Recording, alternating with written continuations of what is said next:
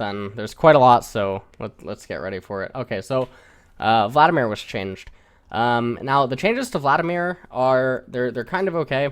So you can see them all here. Passive, Crimson Pact, gain 1 ability power per, they changed it from 40 bonus health to 25 bonus health.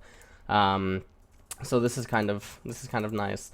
Ability power to bonus health, gain 1.4 bonus health to 1 bonus health per 1 ability power. And then Transfusion, the cooldown is down at earlier levels, but then it's up at later levels, so that's kind of whatever. The damage is down, and if you don't use it to its fullest, which is the Crimson Rush. Damage ratio is 0.6 to 0.45, healing unchanged, and healing ratio 0.25 to 0.15. Now this is a problem only if Vladimir doesn't end up building into the new Hextech Gunblade, because Wodo is removed from the game. So Vladimir struggles in getting Spell Vamp. What you can end up doing is you can run the 2% Spell Vamp from Masteries, and then I guess you could run Spell Vamp Quimps, but that doesn't really do too much, because then you're poke early on, and the whole reason for picking Vladimir into certain lane matchups is basically going to be irrelevant, because you're not going to be dealing any damage. So that's a little bit problematic. Crimson Rush duration is 2.5 seconds. Crimson Rush healing bonus 40 to 240 at levels 1 to 18 plus 1% missing per 40 ability power. So this is going to be his way of healing, but this isn't going to be too reliable in some matchups because of how reliable it's going to be to proc it, depending on who you use it against in terms of champions, or if you're even going to be allowed to get into range of being able to cast this multiple times and then actually benefit from it. Because Vladimir right now struggles against some of the top lane champions in terms of his ability to actually sustain in the laning phase, and he just has he doesn't fit very well into top right now, because right now in top lane what you're seeing is you're seeing Echo, you're seeing Rise is very popular. Kale is coming back for some reason into top lane, which I'm not totally sure as to why. Poppy is an okay matchup, I guess, for Vladimir. It's not too bad. But other than that, I mean, every single game right now is like Echo and Rise into top lane. And if both of them do end up getting banned, top lane ends up being something stationary like Poppy or Maokai. And Maokai is inherently still going to scale a lot harder than Vladimir. And then because of the changes to Maokai in the previous patch, it makes him pretty good against Vlad. And Vladimir can't really do too much against him because Morellonomicon isn't really a viable purchase for Vladimir, so unlucky there. Okay, Sanguine Pool, 0.15 bonus health to 0.10 bonus health. So that doesn't really change too much. This is basically going to be negligible. Updated Tides of Blood costs 2.5% to 10% maximum health based on charge duration. Cooldown 9, 8, 7, 6, 5 seconds. Range 600. Damage. So this is where it gets a little bit wonky. So if you haven't seen Vladimir's new E, I guess, does it let us show it? I don't think it does. Unfortunately, it doesn't let us show it. Or maybe it does that. Oh, no, wait. Is this it? Okay, that's it. So this is his E. So this is kind of okay, but the problem with Vladimir is still the same exact problem that he had in the past, where he gets to this point where he becomes very, very difficult, and he gets into a point early on where he can have 1v2 outplay potential, and then in the mid-game, he can really be difficult to manage, but then there's this point in the game that spikes usually around 30 to like 35 minutes where Vladimir just becomes relatively useless, because he just doesn't have the same kind of a kit that a lot of the champions today offer, and he doesn't come with any form of CC or reliable CC. So he's still the same exact problem, or he's still experiencing the same problem that he had before, so it's not that good. Hemoplague even got hit right here. The duration, though, going to 4 seconds, that also is kind of frustrating. Hemoplague, upon detonation, Hemoplague heals Vladimir for each enemy hit. Base heal 175 per target. So this is sort of what I'm thinking about is like Evelyn, in the sense that she gets a shield per target hit.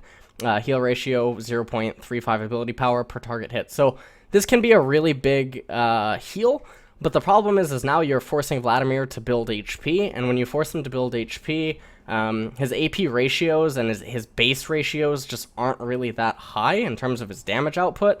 And then on top of that, relative to how he falls off in terms of itemization and how other champions that currently exist inside of the meta itemize, it just doesn't do too much. So Vladimir, I've seen him a few times, and again, this has only been 2 days. I'll probably talk about, patch 6.10, 6.11, and stuff in the future. And I've seen him a few times, and generally it hasn't been too good. And I know that some people in NA and EU have played him that I've spoken with, and they felt the same way in terms of him falling off at the later stages. So his changes are kind of neat, but I still don't think that it does enough to actually make him a reliable pick at this point in time. So now we're going to pick Malzahar. So Malzahar got a huge update. So now updated passive Void Shift. Void Shift damage reduction 90%. So basically, Void Shift cooldown 23 to 6 seconds after taking direct damage at levels 1 through 18.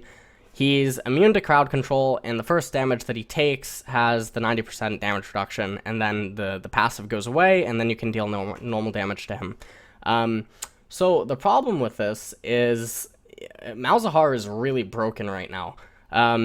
And right now, if you've been playing the game since the patches come out, you probably know him as a jungler, or he's still being picked in mid lane, and sometimes he's even being picked in top lane if he's not banned.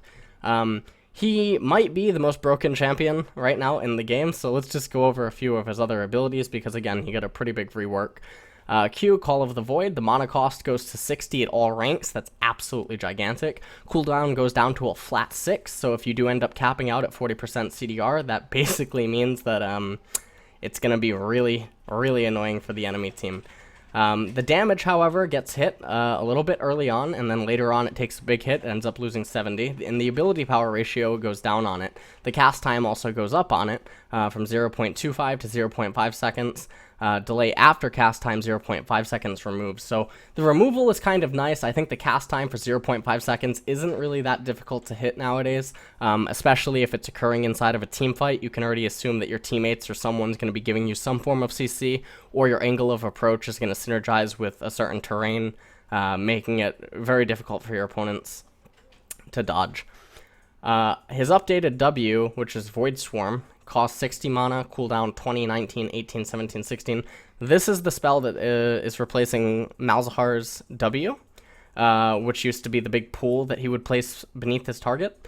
And so now what's happening is you have a range of 450, Voidling duration 12 seconds, Voidling damage on hit 10, 15, 20, 25, 30, Voidling damage ratio 0.3, 0.325, and then you can see the rest, plus attack damage, plus 0.1 ability power. Minions hate. Voidlings deal triple damage to lane minions below 25% HP. Monster Sympathy Voidlings deal 75% damage to monsters. This is absolutely gigantic because of the jungle Malzahar that we were talking about earlier. Locked out. Additional Voidlings won't spawn if the current Voidling has less than 4 seconds of duration left. Voidlings prefer to attack targets afflicted by Malefic Visions or Nether Grasp, gaining 100% movement speed when moving toward them. Removed, think for yourselves. Voidlings no longer prefer to attack champions that Malzahar has basic attacked. So the whole thing about this is it makes jungling really, really simple, because his clear time is absolutely absurd, and his neutral objective control in terms of Dragon, Herald, and Baron is out of this world.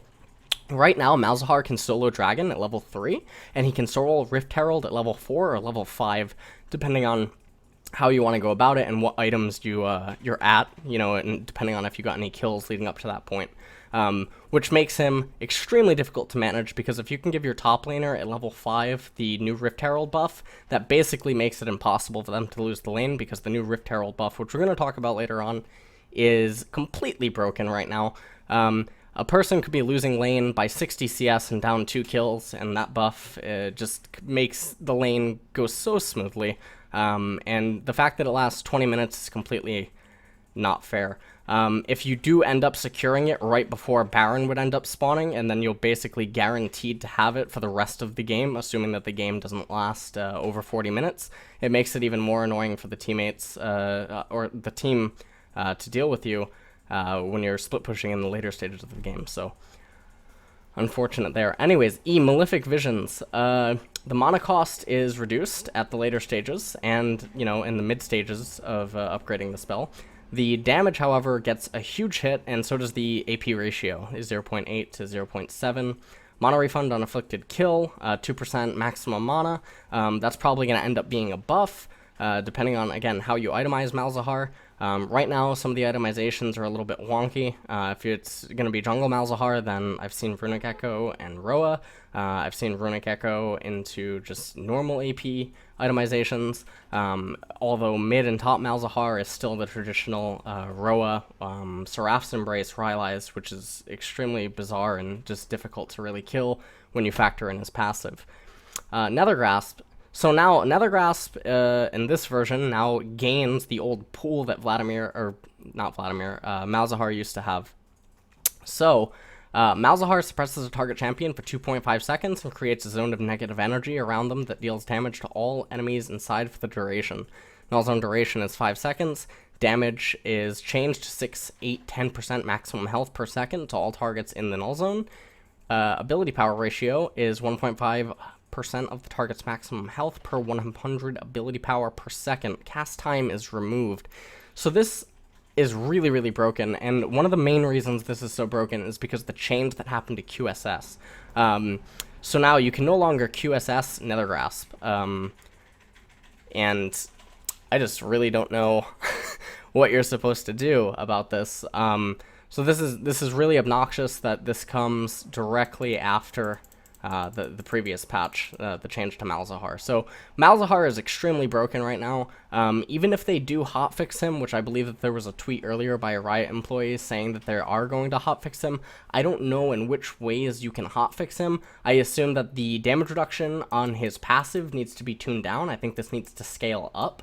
Maybe you could have 30, 60, 90, at levels 1, or maybe, I don't even know, maybe 15, 30, 60, 90 or something at levels 1, 6, 12, 18.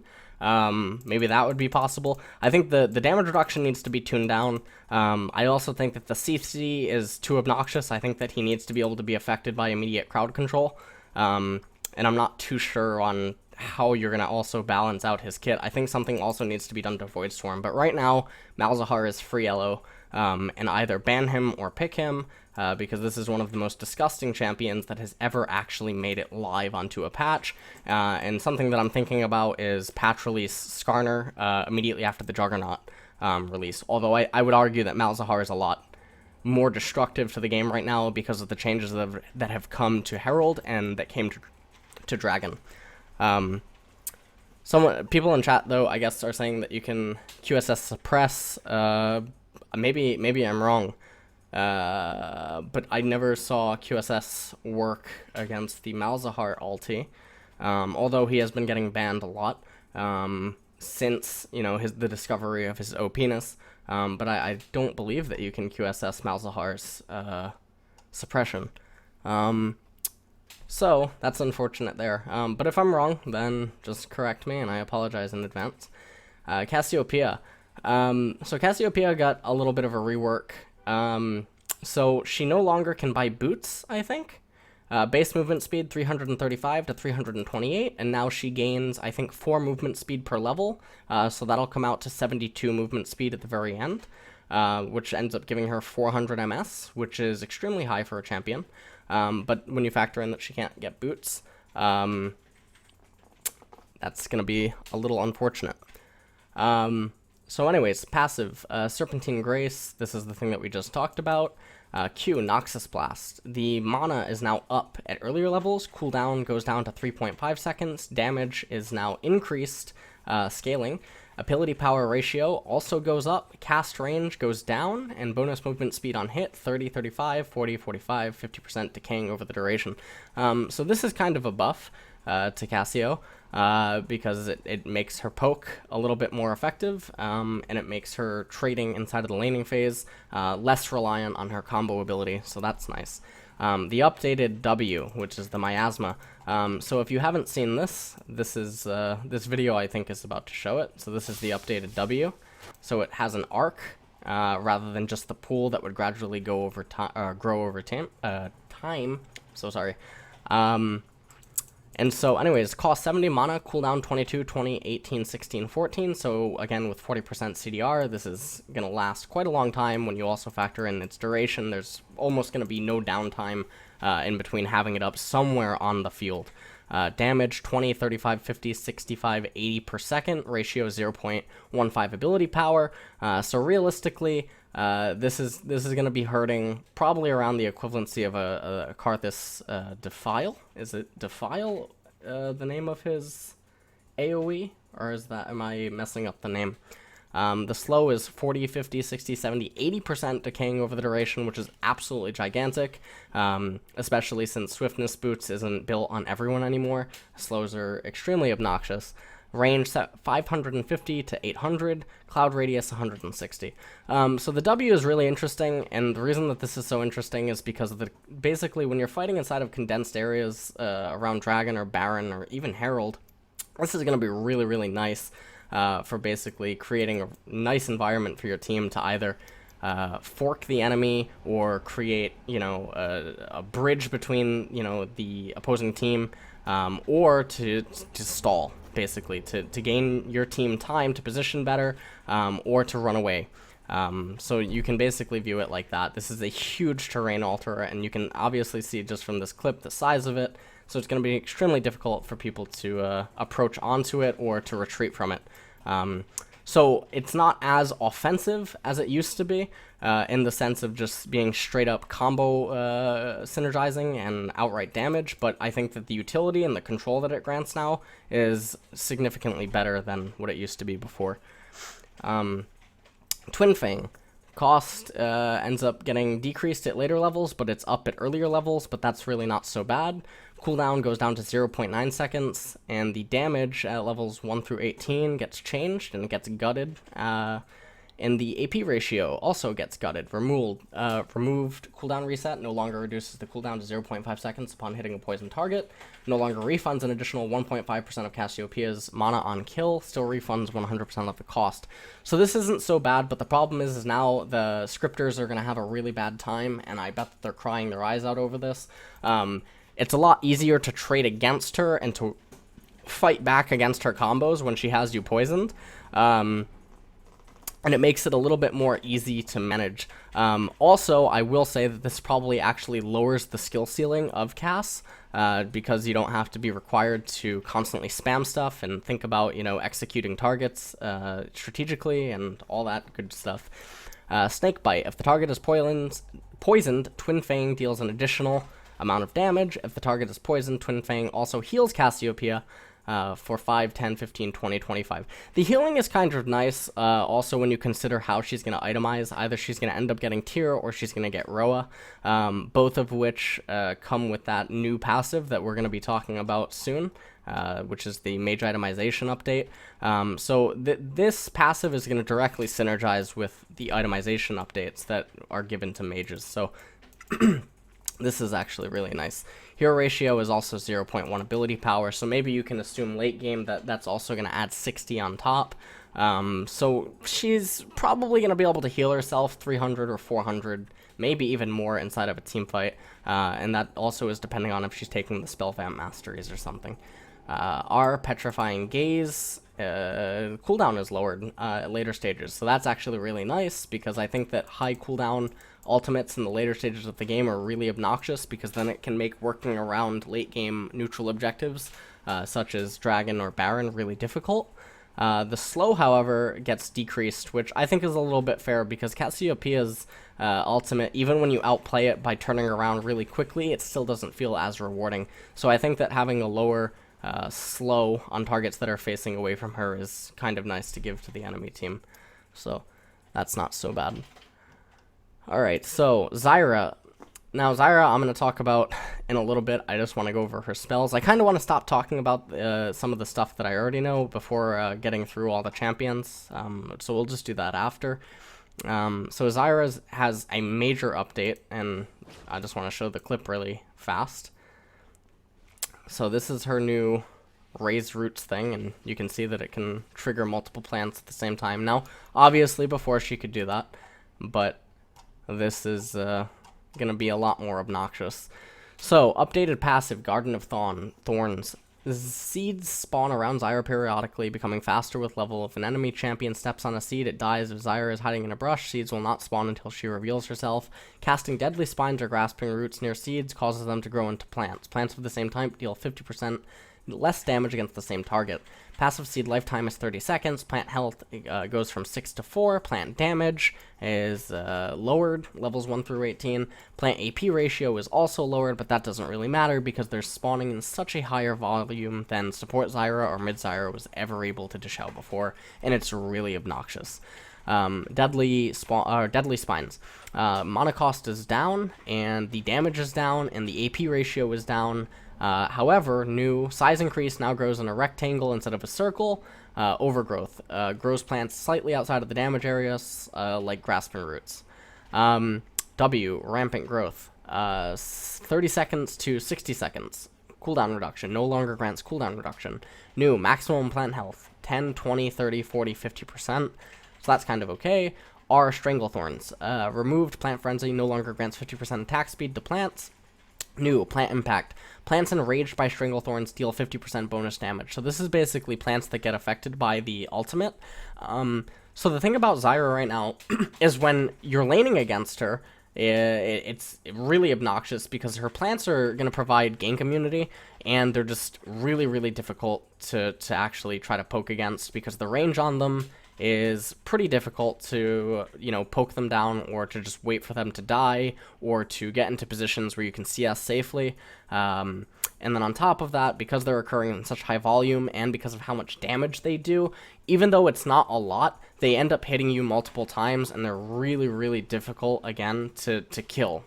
Because they're constantly spawning from her passive. So when this ends up happening in the later stages of the game, even though she doesn't have a lot of AP, there's simply just so many plants and they offer so much crowd control that it's just really obnoxious to deal with. And right now, Zyra is in a very, very nice place as a broken mage support. And we haven't really had a broken mage support.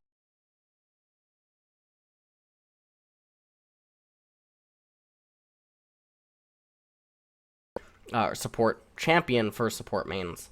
So Zyra right now, I think, enters the field as one of the very heavy mage supports that can also deal a lot of damage. Now, obviously, you have Karma and you have Bard, but if you witness how Zyra plays and you go into a game and you see her, you're going to really understand what I mean by how obnoxious she is and how much control she grants her team.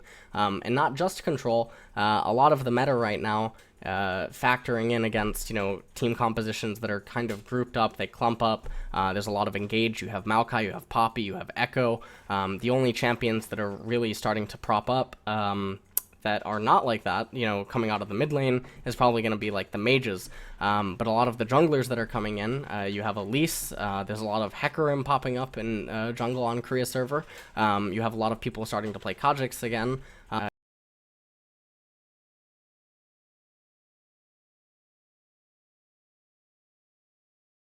You have Elise, there's a lot of Hecarim popping up in jungle on Korea server. You have a lot of people starting to play Kha'Zix again on Korean server. And then other junglers that you have Graves and you have Kindred, but we're going to get to them in a little bit. But Zyra, her ability to offer both poke and disengage and anti-engage is really, really useful. So she's really good.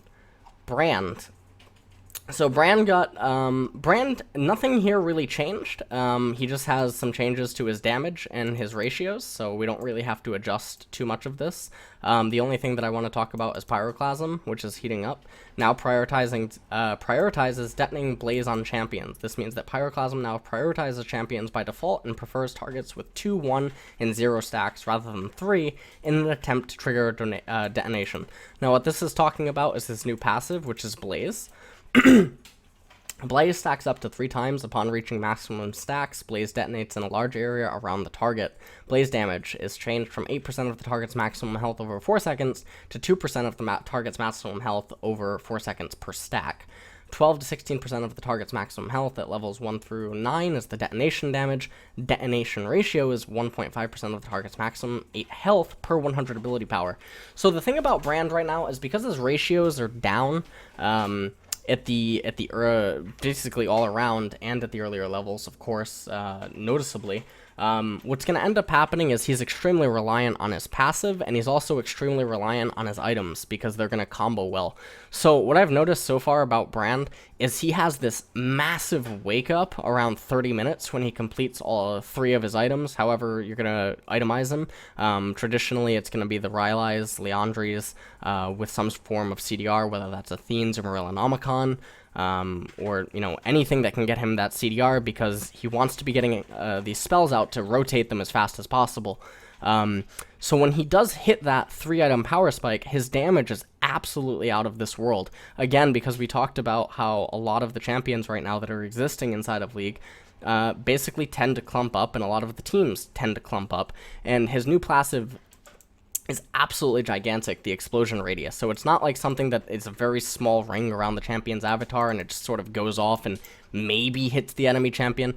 We're talking about rings that are roughly about the size of zillions bombs that can be triggered onto everyone. So inside of a team fight late game, if you can get there without getting completely screwed over, trying to work your way up to those 3 items, 4 items, and if your team hasn't fell too far behind, Brand has an absolutely gigantic wake up, but his struggle in getting there still makes you question, is he actually worth it? Because outside of, you know, his stun that he can get off of his Q, he doesn't really have too much CC, and that Q is kind of difficult to land, and it's not super reliable since it can't hit multiple targets.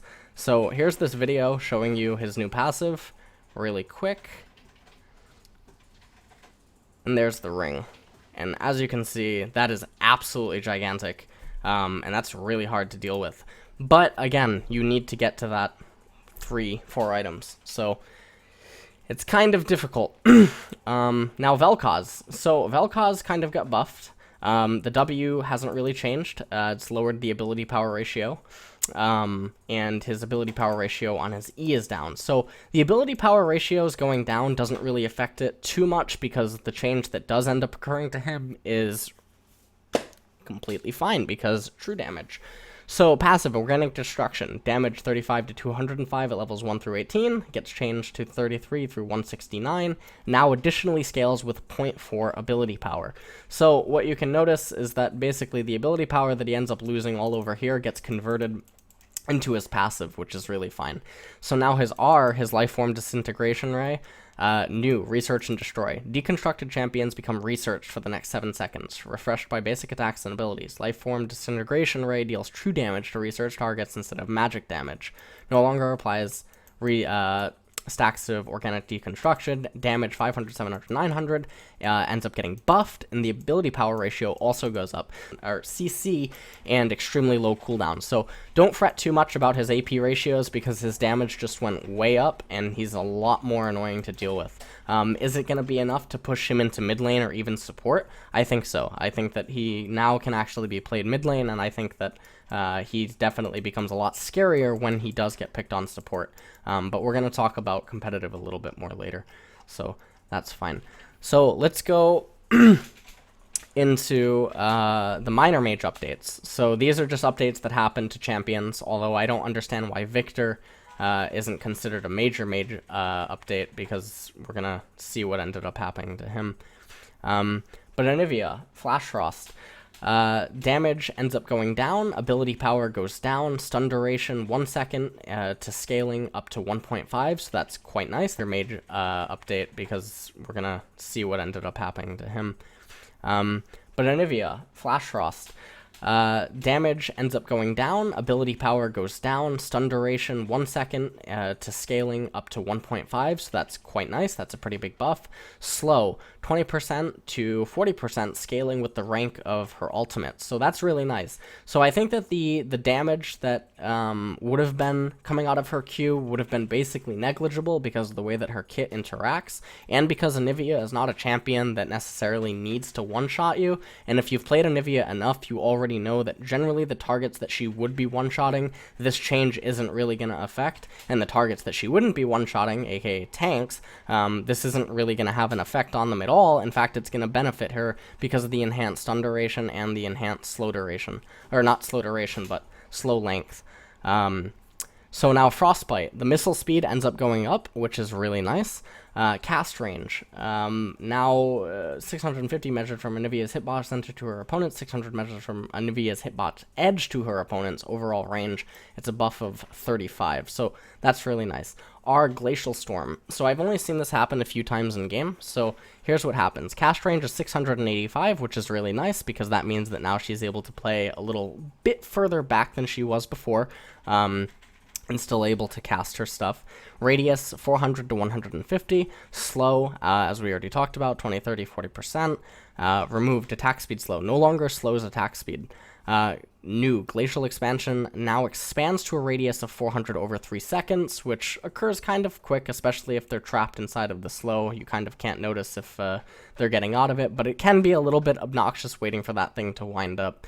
New Final Form. At maximum size, Glacial Storm's damage, chill duration, and slows are all increased by 50%. So this is absolutely gigantic. So again, if you're fighting inside of maybe a condensed area just outside of Baron or outside of Dragon, or if you're sieging the opponent's tier 2 tower, tier 3 tower, this is a gigantic buff. The only time that this isn't going to really be a buff is if you're having a battle right in, the middle of mid lane, or having a battle in top lane when it's wide open, or if you're having a battle in bot lane when it's wide open. But again, if you're fighting inside of the jungle or in any sort of a siege scenario, this is an absolutely huge buff. So that's kind of nice for Anivia players. Now we move into Annie. So now her passive now displays the same as Jhin. Pyromania stacks are now displayed under Annie's health bar, similar to Jin's bullets. W, Incinerate, the range goes up, so this is actually really nice, because it no longer requires Annie to have to step too far forward when doing her Q combo for poking opponents during the laning phase. E, Molten Shield, so this is something that's really nice. So the duration goes down to 3 seconds, removed the MR and magic resistance, so it no longer has the 10, 20, 30, 40 armor and MR.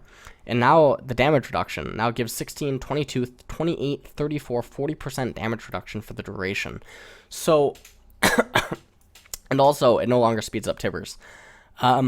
So the thing about this, and something I want to mention, is I actually think that Tank Annie can become viable. And the reason that I think that Tank Annie can become viable is because it lasts for 3 seconds, and I think the cooldown on this is 10 seconds. So with just 40% CDR, it's going to be 6 seconds, which means that there's only going to be a 3-second window where Molten Shield isn't active. So basically, Annie, I mean, you could even take it a step further and go for 45% CDR, but I don't think that that's necessary. But Annie can be walking around with 40% damage reduction. And there is a very, very small window where you would have the ability to actually just deal full damage to her. And now, I'm not completely sure if it works this way, so if anyone knows better, just correct me, but I'm pretty sure that the damage reduction hits the Molten Shield, and then it goes through to her natural resistances.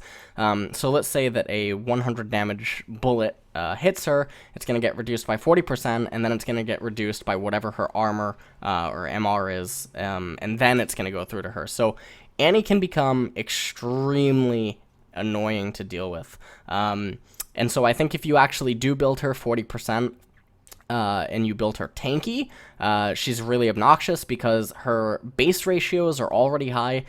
Even though you see that her base ratio gets hit right here, it gets buffed in other areas, so her ratios are still up there, and she doesn't actually need that much AP to execute the targets that she would normally be executing. And when I say that, what you're normally thinking of is, flash tibbering the AP carry, the AD carry, or the support, or, a squishy jungler or something. So she's still able to one-shot most targets, especially because some of the MR items have been getting nerfed, and I'm talking about Maw and QSS. And then on top of that, she's just good. So if you, again, you have the 40%, she has a lot of CC in terms of Tibbers, because now I think Tibbers actually lasts even when you die. Tibbers instantly regenerates. Yeah, okay, so Bear Vengeance right here. So I think that building her tank is going to be a lot better than building her AP, and I think that working around her E is going to be one of the founding factors to playing Annie in the coming future. But I could be wrong. People could just continue to build her AP, although I think that would be silly. I think, honestly, a AP tank Annie is the way to go.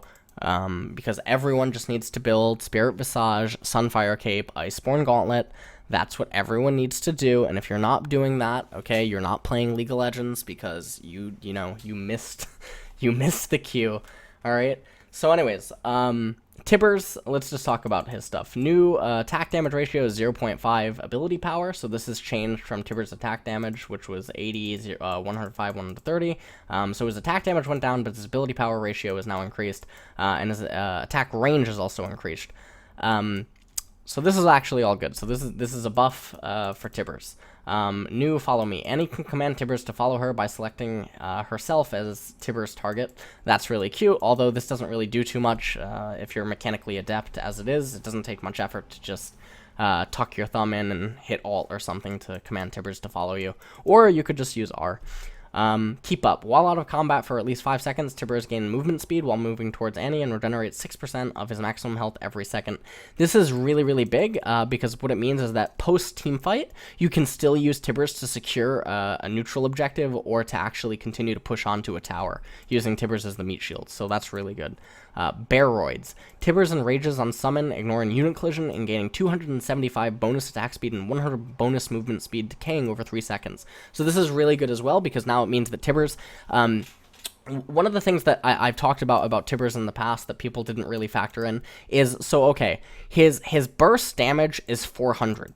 Okay, and 0.65 ability power. But upon summon, he's going to swipe once. So when you look at this damage, you also have to factor in one auto attack at the very minimum of what Tibbers is going to do. So when you see this damage, don't just see this damage. See this damage plus one auto attack, and that's really Annie's base ratio on Tibbers. And I think that that's important to look at. So, Annie, kind of nice. So tank Annie. Try that out. I think that can actually be really good, especially because of the changes to the items, but again, we're going to get to that soon. So now let's look at Fiddlesticks. So Fiddlesticks didn't really get too many changes. I just want to go over the important ones. Terrify just got nerfed by 50 range. This isn't actually the end of the world. Dark Wind bounces 5 to 7. This could be really obnoxious on Fiddle support, but I don't think that Fiddle support is really going to be a thing. Although it could be, but bounces 5 to 7. It's a nice buff. It doesn't, that can definitely increase the damage, and now it also prioritizes drain targets. So that's nice as well. So if you instantly Terrify, Dark Wind, Drain, that's a nice little combo. Crowstorm will cast at maximum range if out of the cast range, and now uses the On My Way ping, which is pretty nice because maybe some people don't know this, that, you're channeling your ulti about to help them. So the updated passive is Dread. Fiddlesticks gains Dread after not moving for 1.5 seconds. Mobilizing crowd control resets this timer. If Fiddlesticks has Dread, moving causes him to gain bonus movement speed. Duration is 1.5 seconds. Movement speed is 20, 30, 35, 40%. So naturally, what you might notice is that obviously casting Crowstorm is also going to give him enhanced movement speed, which means that closing the gap is going to be a lot easier, and maybe now it can actually save you from having to flash forward and then Q Terrifying. Not to say that, R flashing isn't still going to be a thing, but maybe in some situations you're not going to have to do this, and the situations that, I'm thinking of that this could maybe exist in, let me just pull this up really quick. And explain to some people what I'm talking about. So say, you have a Fiddlesticks and he's right over here, and he wants to ulti here. Because the enemy ADC is right here, and maybe the support's here. Maybe in some cases, Fiddlesticks has to ulti here and then flash forward, because he would just be out of range of the enemy AD carry. But maybe now, because of the change to Dread, he's able to flash over, or not flash over, but he's able to just ulti over and maybe close the gap in time because of the enhanced movement speed. So it's definitely going to be a buff nonetheless, especially if you use it to, hop into Dragon for Dragon steals, or use it to hop over Baron to initiate a team fight. So you come in here, and then your team wraps around into Baron. So I think that's fine. So that's it for Fiddlesticks. Kennen. So basically everything that got changed for Kennen is his cost on energy is basically down all around. The range on his electrical surge, this is basically negligible. It's only 50 range, so that's not the end of the world. Kennen, that was never one of Kennen's struggles. Passive Mark of the Storm, the duration is down, but it's only by 0.25 seconds, so that's basically not going to be noticeable. The first stun duration, 1.25 seconds, remains unchanged. Reduced effect window, 7 seconds after last stun, 6 seconds after last stun. Additional stun, 0.6 seconds, 0.5 seconds. So this is not so great, but this is fine. So Kennen's not getting hit too hard. In fact, he's getting buffed basically all around. The only thing that I guess gets hit is the combo stun. So Slicing Maelstrom. Everything here is unchanged. Damage fallout 25% per bolt, 50% damage minimum. Duration 3, 4, 5 seconds, 3 seconds at all ranks. Tick rate 0.5 seconds to 0.5 seconds. Maximum damage per target 240, 435, 630, 1.2 ability power to 300, 544, 788 plus 1.5 per ability power. So this is basically a buff if you can end up getting off the entire duration, which Kennen is likely going to be able to do. So it's not so bad. So Kennen, kind of nice. I still don't think that it's enough to make him come into the meta, though. Swain. All I'm going to really say about Swain is that he's still really bad. I've seen him, I want to say 4 times, and every single time that I saw him, he fed. But let's just go over his changes anyway. So the only thing that I guess is changing here is the flat mana regen on kill is now basically better, but this doesn't really do anything outside of laning phase. Sure, it's going to give you maybe 1 or 2 spells extra during the laning duration, but that doesn't really amount to too much. General basic attack missile speed goes up, so that's not so bad. I'm not sure power per second.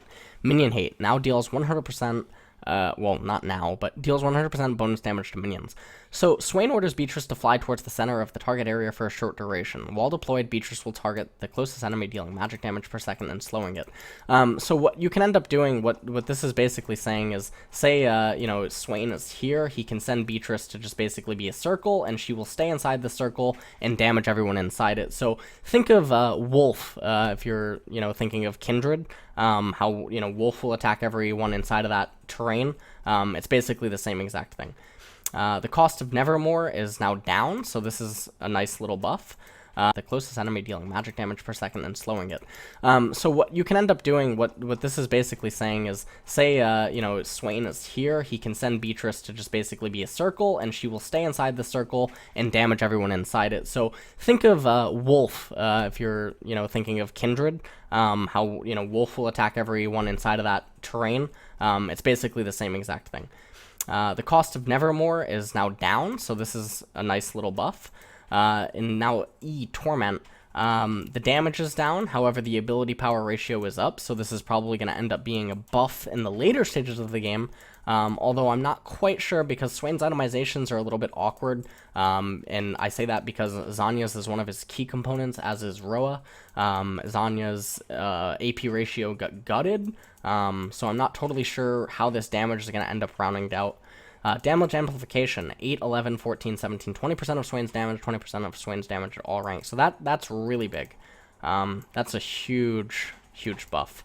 Ravenous Flock.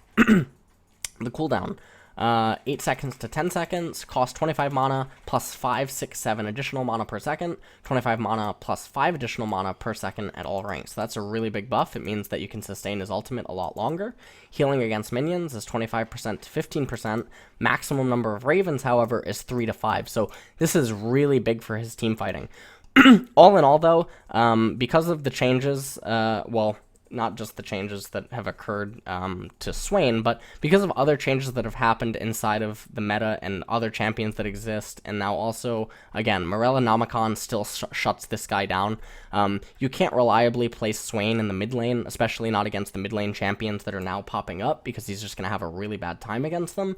The changes to him, they're nice, but it's not enough to really make him go into the meta. So if you're a Swain lover, I feel really bad for you, and I'm sorry, but I still think the champion is really bad, and even coming into top lane, he's just not very good. So these changes are nice, but I don't think that they're nearly enough to make him viable. Now, that may seem strange, especially when, again, you hear me talk about some of the new items, because you would think that maybe it would directly synergize really well with him when you factor in Roa, and I do agree that it does synergize really well with him, but I still think he needs a little bit more aid before he can become viable, because I still think it's too easy to contain him and shut him down.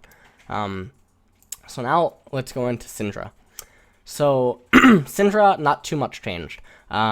Q, Dark Sphere, 0.6 ability power to 0.75. Force of Will now displays a maximum throw radius while bending units to your will. E, Scout of the Week. The cooldown is now down at early ranks, and then it ends up rounding out to the same exact thing at the final rank 5. Passive, Transcendent, Dark Spear bonus. Dark Spears deal 15% bonus damage to champions, change to spears last an additional 2 seconds. Force of Will bonus. Force of Will slow duration increased to 2 seconds, change to Force of Will now grabs up to 2 additional spears within 400 radius of the primary target, increasing the size of the slow and damage zone on reactivation. So the Syndra buffs are really nice. It basically means that she can kill you sooner. And all around, it's just a lot better for her CC. Syndra is sort of what Azir is a lot better at doing. Syndra is the punch. If I'm to think of a way that I can maybe word this or something, Syndra is the God. She's like the fire dragon, and Azir is like a water dragon or something. Where Azir is a lot of control and utility, Syndra packs a huge punch. And they both work very similarly in terms of how they coordinate with the team comps and the teams that, they're fighting against.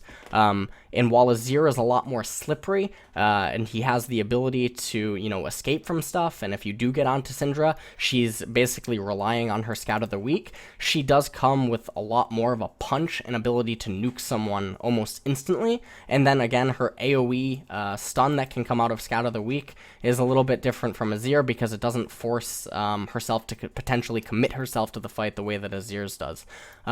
So I basically view Syndra and Azir very similarly, almost as if they're dittos in their own right. And I think that the buffs to Syndra are really good, and I think that she is viable. I don't see any reason why she wouldn't be. These buffs are, I think, actually exactly what she would have needed. I don't know if she has any bug issues going on right now, but I think that these type of changes are basically what she needed to become viable against some of the mid lane picks. So that's fine. Now we go into Veigar. So I just want to address his other stuff right here first before we go into the updated passive. So his ultimate got changed from 250 to 500 damage at rank to 175 to 350 to 325 to 650 based on the target's missing health. So what this change basically does is it means that you can't just stack 1500 AP and then, press R on a target and they die. You now have to at least do some sort of a combo first to finish them off with the Primordial Burst, and I think that that's fine. The ability power ratio is 1.0 to 0.75 to 1.5 ability power. So now it makes executing a target at half HP a lot easier, and it also means that Veigar can now reliably target tanks and off-tanks a lot easier than he could before. The changes to Dark Matter is that the mana cost is also lowered, so that's really good for Veigar.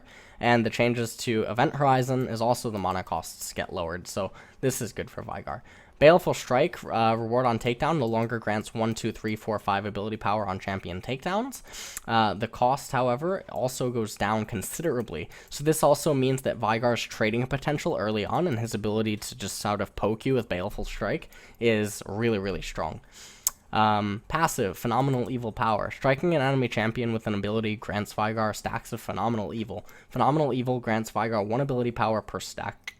So this is really powerful. This reminds me of Cassiopeia's old passive. So this is pretty big because this probably means that his passive is going to give him 150, 200 AP late game, so that's really nice. What it does mean, though, is that without the mana regen, which is basically negligible when you factor in that the mana costs on all his abilities are going down,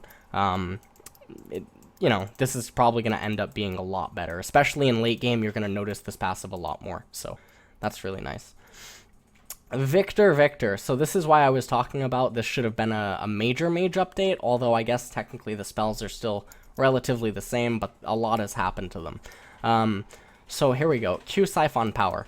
Rather than 10 to 4 second scaling, it is now 8 to 4 seconds, so it's able to be cast more at earlier levels. The missile speed is now up at later levels. The missile ratio, in terms of ability power, is now up. Empowered attack damage, 20 to 210 at levels 1 through 18, to 20 to 100, means that it's down a little bit. Base shield, 110, changed to 8% of Viktor's total mana. So this is actually going to be a buff late game. The shield ratio changed from 0.2 ability power to 0.15 ability power. Still doesn't really matter too much because of the total mana, it's going to end up being a buffed late game. Death Rays. So this is the thing that everyone was up in arms about on Reddit and Twitter. The damage remains unchanged. The ability power ratio drops 0.2. Augmented damage, 100% of Death Ray's damage, changed to 20, 60, 100, 140, 180. Augmented ratio is 0.7 ability power. Removed, detonation reduction. No longer reduces detonation damage by 60% against targets already hit by Death Ray. Ray plus aftershock damage. So this is where the big change comes in. So it ends up dealing a lot more if you can land everything, and the laser speed 780 to 1050. Augmented explosion delay 0.6 seconds to 1 second. So this means that it's a little bit more difficult to land. But from everyone that I've talked to and everything that I've seen right now, Viktor's ability to play around the Q, and then late game, his E isn't as gross to hit as a lot of people were assuming that it was going to be. Although I think at the on the PBE at one point, I think this was actually even longer, and I think that you almost could never hit the Death Ray. So I think Viktor, he will be in an okay place. I also think that his ultimate, which is right here, the duration 7 seconds to 6 seconds, that's kind of a nerf. Initial damage 150, 250, 350, ends up getting nerfed as well. Initial damage ratio 0.55 ability power to 0.5 ability power. Tick rate 0.5 seconds to 2 seconds. Storm damage gets changed from 5, 30, 45, wait, what? 15, 30, 45. To 150, 250, 350. Storm ratio, 0.1 ability power to 0.6. Max damage, 360, 670, 980, plus 1.95 ability power, 550, 925, 1300, plus 2.3 ability power. So this is a huge buff because you know that Viktor is going to have Rylai's, or he's going to have some way of making sure that you get hit by a lot of the storm. So I think that a lot of the ruckus surrounding Viktor, I think was not warranted, and I think that he's still actually really fine. In fact, he might even be better, but it's just going to take some time getting used to. Xerath. So, okay, Xerath, I actually haven't read his changes, nor have I seen him too much. I think I've only seen him 2 games or so, and, you know, it just seemed like standard Xerath, but it is going to be a Scripter's Paradise, and you're going to see why in a second. So, Arcanopulse, the width ends up getting hit a little bit. Warning indicator now better matches the damage zone, so this is okay. Shocking Orb, 0.5 to 1.75 seconds gets changed to 0.5 to 2 seconds, so it's going to be a nerf early game, which doesn't really affect him too much because in the early game, he's not going to be using it too much to trade with you outside of just getting a gank assistant, so it's not going to be the end of the world.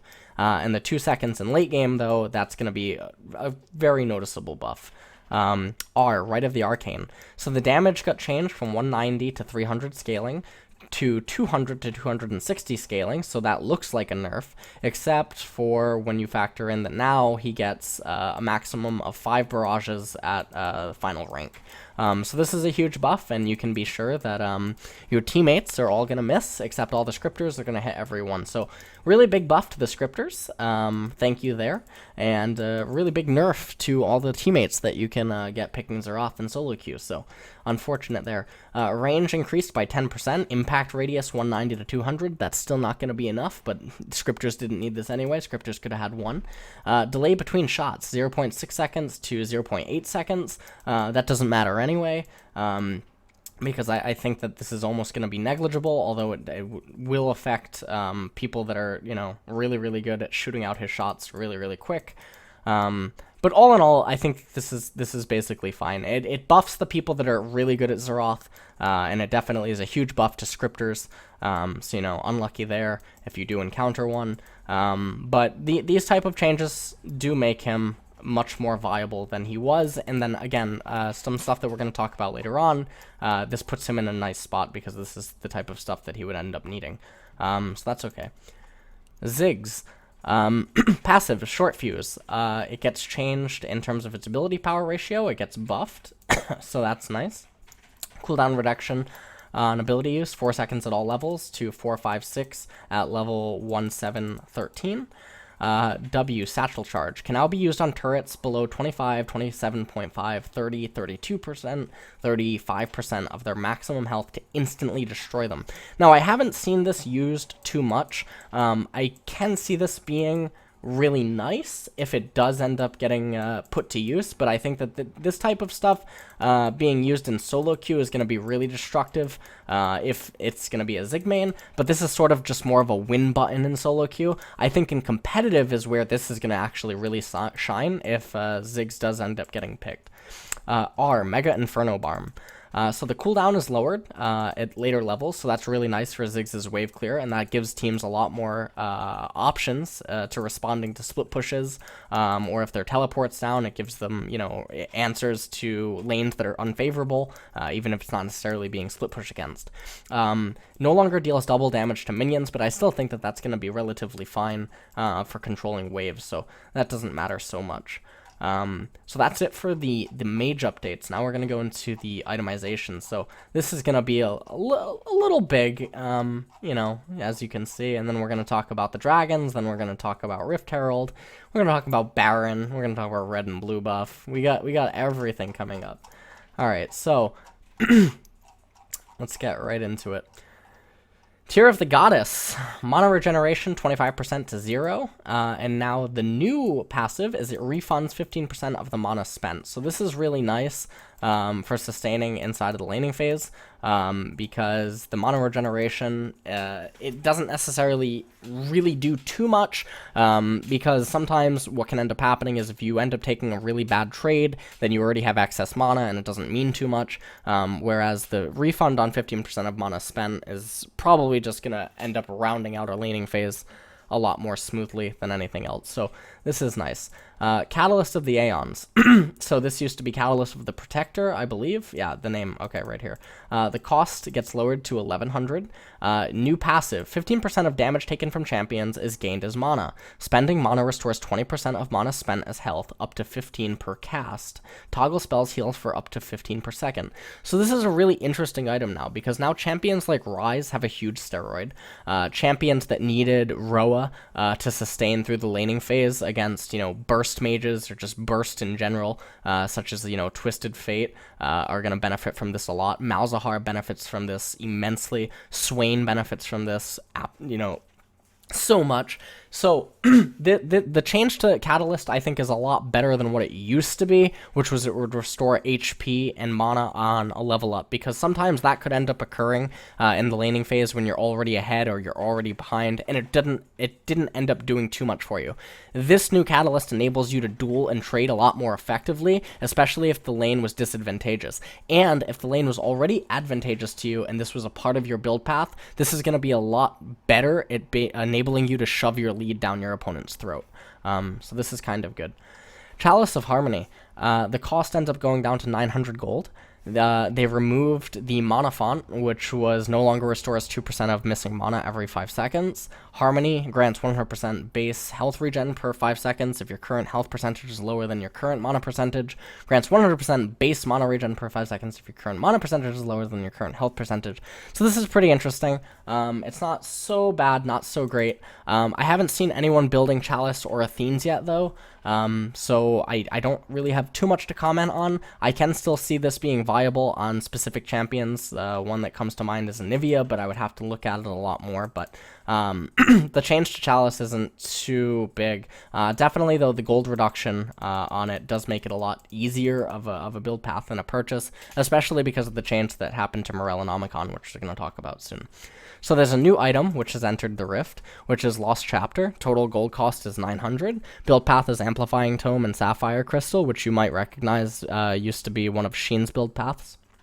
Ability power is 25, mana is 300, unique passive, restores 20% of your maximum mana over 3 seconds upon leveling up. So it sort of takes a huge steroid off of, well, in some cases, off the old Catalyst of the Protector. So this isn't so bad, although the, the passive probably isn't really going to come into play too much. So it's just basically a recipe item that you're going to need to complete into bigger items, and I don't think that the passive really does too much.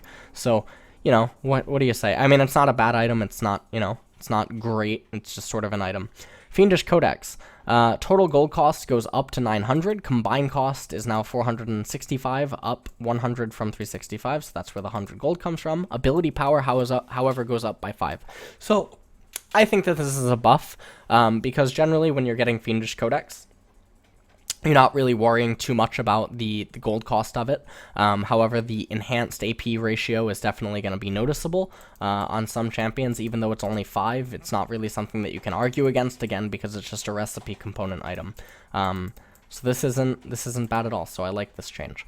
Wheel of the Ancients has been removed from the game. Rod of Ages. So, okay. So the change to Rod means that you basically get a power spike a lot sooner. The only sacrifice that ends up getting made to it is basically that you lose mana. I guess you do lose a little bit out on ability power, but generally the champions building this item do not have 100%, 80, or 90% AP ratios, and the champions I'm thinking of are like Rise, Twisted Fate, Malzahar, Swain. These are champions that are not going to really be as impacted by the ability power change as some other champions that have really high AP ratios, you know, 0.8s, 0.9s, 0.1s, and higher. So this isn't really too big of a nerf, and you're not going to notice it too much. The mana nerf, it's probably only going to affect some people, and by some people I mean Swain and Rise. Outside of that, again, it's not really going to be noticeable, and so thus, by enabling certain champions to spike quicker and basically enter the game a lot sooner and develop their wake-up sooner, I think that this is a huge buff. And then obviously, it comes with the passive, Eternity, 15% of damage taken from champions is gained as mana. Spending mana restores 25% of your mana spent as health, up to 25 per cast. Toggle spells heal for up to 25 per second, so it's a little bit stronger than Catalyst of the Aeons. And now, this is also very interesting for Singed. I guess I've been leaving him out of my thought process when I was talking about tier and Catalyst. So this is really good. Morellonomicon.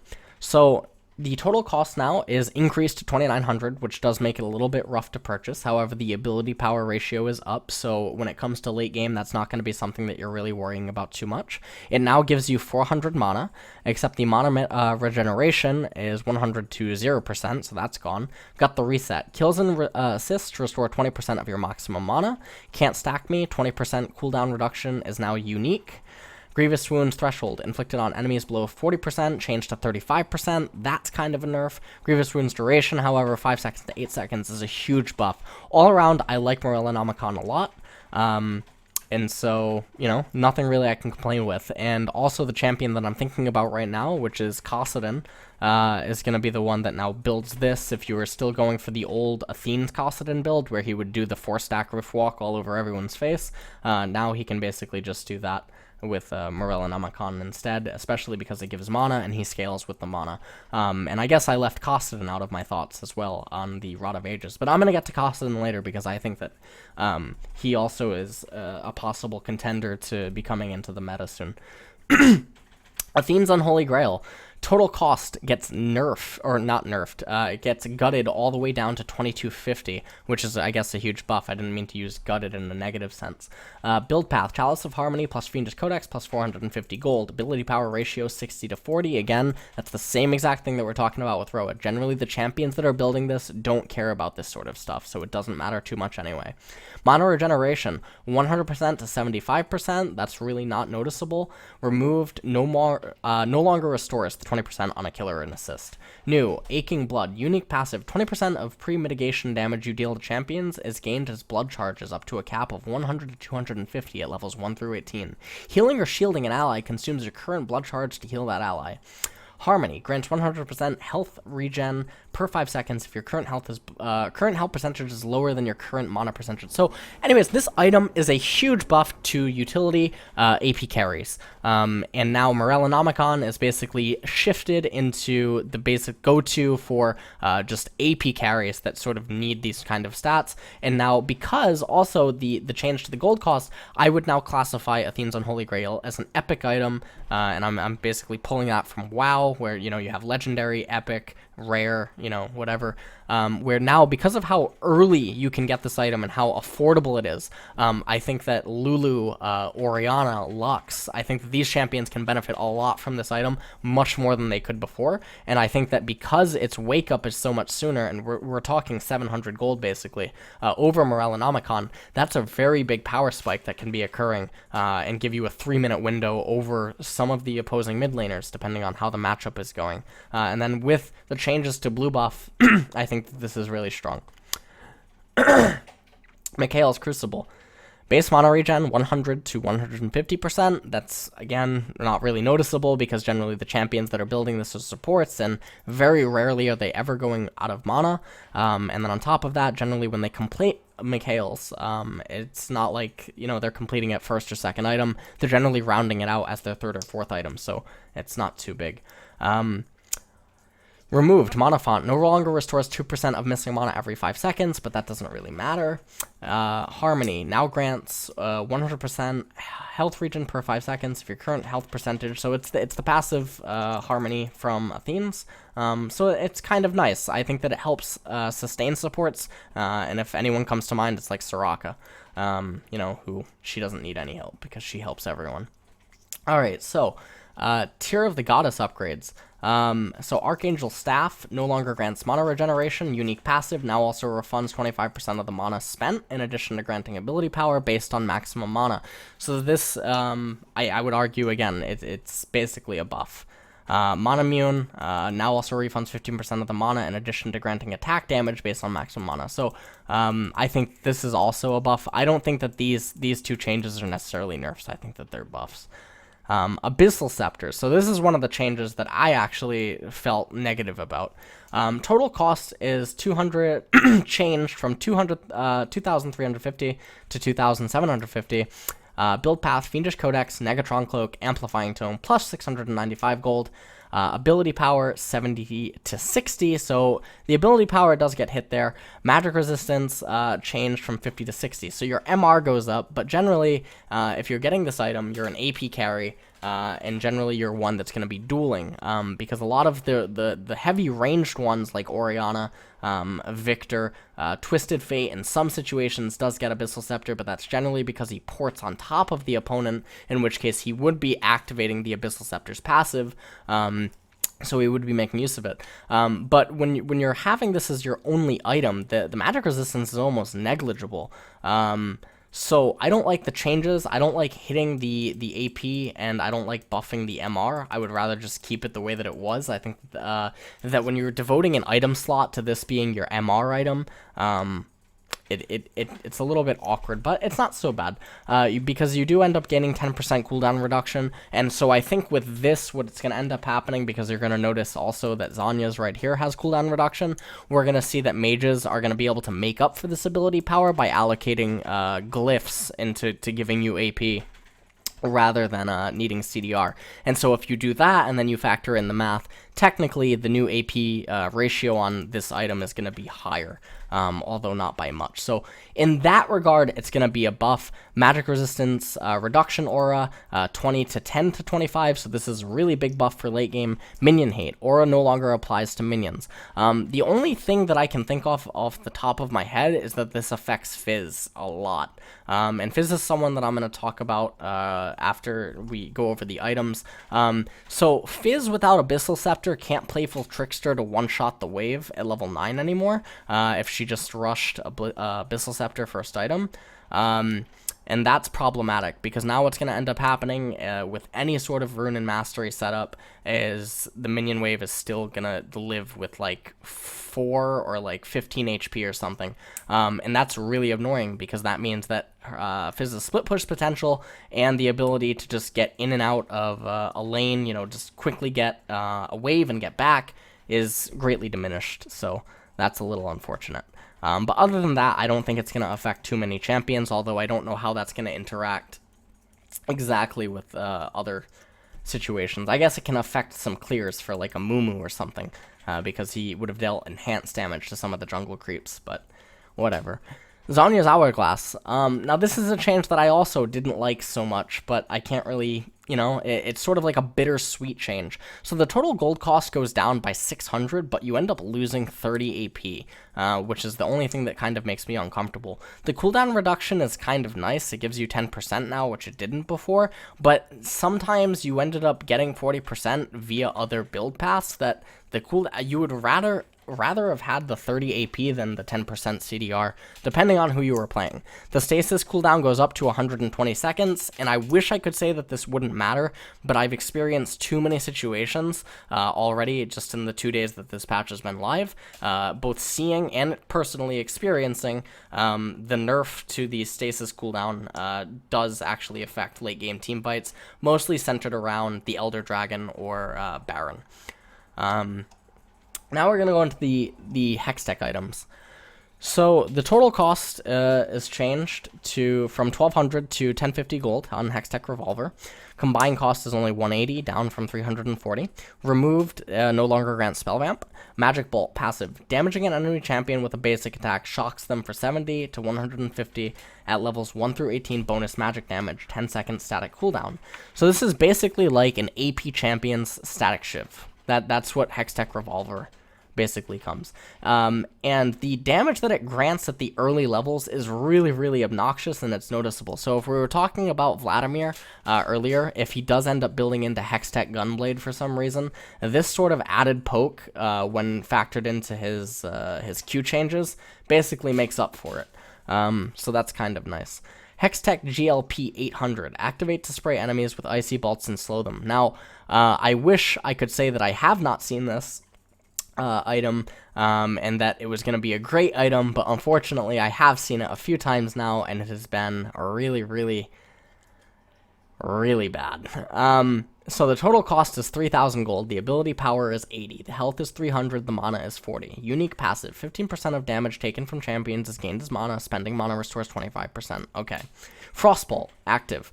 Fires a spray of icy bolts that explode, dealing 100 to 200 magic damage at levels 1 to 18. So when you hit most targets late game, realistically this is going to be anywhere from 70 to 100 damage, depending on who you're hitting, after you factor in their reduction.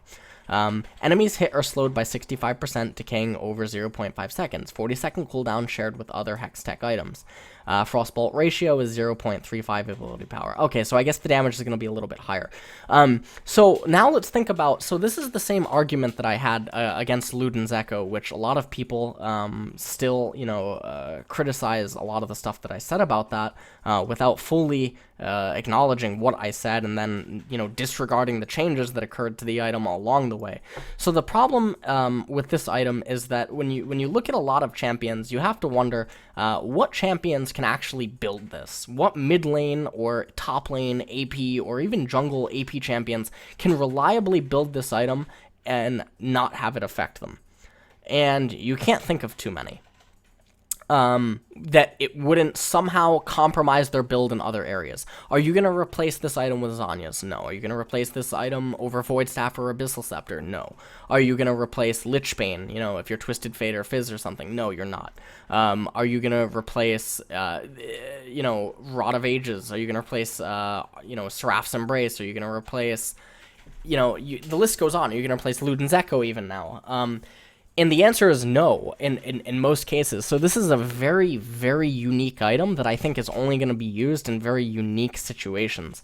I guess if we are talking about anything, Vladimir comes up, but then you have the problem that the whole mana Eternity passive and the mana that it grants is basically negated. Singed comes up, but really, do you want to compromise Singe's armor and MR for this item? I don't think so. So I don't know about this item. This item has been really underwhelming every single time that I've seen it used, and itemizing into it just didn't really produce the champions that I saw build it with any sort of power spikes or wake-ups, so unfortunate there. New item, Hextech Protobelt 01. Total gold cost is 2,500 gold, so it falls under the category of an epic item. Build path is Hextech Revolver plus Kindle Gem plus 650 gold. Ability power is 60, so it's a little bit on the low side. Health is only 300, so that's really low. Cooldown reduction, 10%, but again, AP champions, they already have a cooldown coming in everywhere. Even AP tanks, they have cooldown coming in everywhere. So the cooldown reduction, I think, is almost negligible. Fireball, unique active. Dash forward and unleash a nova of fireballs that deal 75 to 150 magic damage at levels 1 through 18. Enemies hit by multiple bolts take 20% damage from additional bolts. 40% cooldown. Firebolt ratio 0.35 ability power. Again, same exact thing as this item. The champions that could build this, they don't want to change other items that are going on because the other items are too valuable and too important. One thing that I was thinking about this item is that it might be really good on Evelynn because it acts as like a changed version of DFG when you factor in its damage early on, but then it's going to fall off later on and you're going to want other items in place of it, so I'm not sure about that either. So, okay, Hextech Gunblade deals more damage and slows instantly. So this is the one change that I really like. So Hextech Gunblade's change, it instantly deals 250 damage to target champion and slows them for 40% for 2 seconds, 40-second cooldown. Lightning Bolt ratio, 0.3. This is huge for Akali. This is huge for Vladimir because it still keeps the ability to give Vladimir his heals and everything now that Woda doesn't. The only problem is there's no CDR, but I don't think that's really going to be too big of a problem. But I really, really like the change to Hextech Gunblade for the champions that were building it. But as for Hextech Protobelt and Hextech GLP, I don't like these changes. So that's pretty much that. The elemental dragons. Now, I already have a video on the dragons up on my YouTube, so I don't want to go into them too much. I do want to say, though, because I've experienced the RNG personally quite a few times, and I have some stories to tell you all. But first, let's talk about what the dragons do. So, for the first 35 minutes of the game, 1 of 4 random elemental dragons will spawn every 6 minutes. Only 3 elemental dragons will appear per match. The minimap will indicate the elemental type of the next dragon spawn. Glowing runes inside of the dragon pit will also indicate which dragon is spawning next. These runes are visible through the fog of war. So Mountain Dragon. Slaying the Mountain Dragon permanently grants 10, 20, 30% bonus true damage to epic monsters and turrets.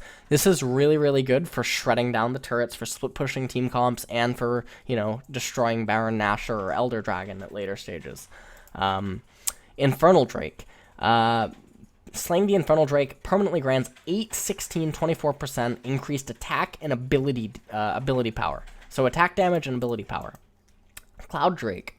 Slaying the Cloud Drake permanently grants 15, 30, 45 bonus movement speed while out of combat.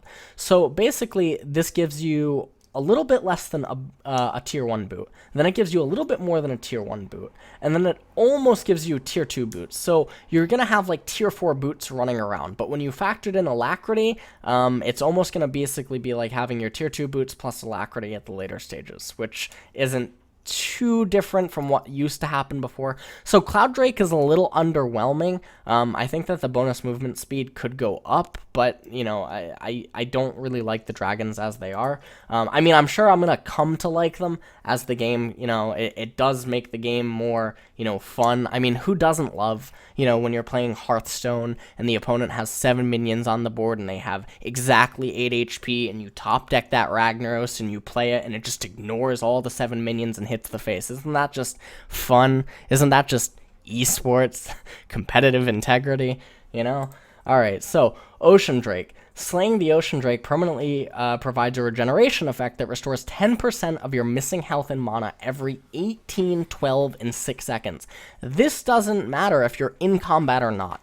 Okay, so some stories that I have for you guys is one game I was playing, we ended up having 2 Infernal Drakes, 16% increased attack damage and ability power, and we were getting destroyed. We were down like 20 kills or something, this isn't a pro game or anything, but still, I had about 600 AP or so on Fizz. We ended up securing a 3rd Infernal Drake. So now I have a 24% increased attack damage and ability power on Fizz, which was absolutely gigantic. We barely ended up turning a Baron fight down something like 18,000 gold, no joke, and then winning the game off of a 50-minute, death timer, and me and Lucian ended up running up mid. No. Just that. Now, you can sit there all day and say that, well, the enemy team should have denied Infernal Drakes from you, especially given that 3 spawned.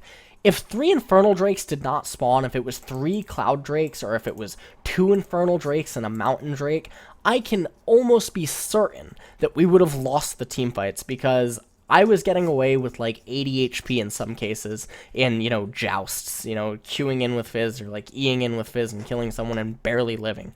And that's not just me. My teammates all have enhanced damage as well, and they're barely winning the team fight down over 10k gold. So this was really gross.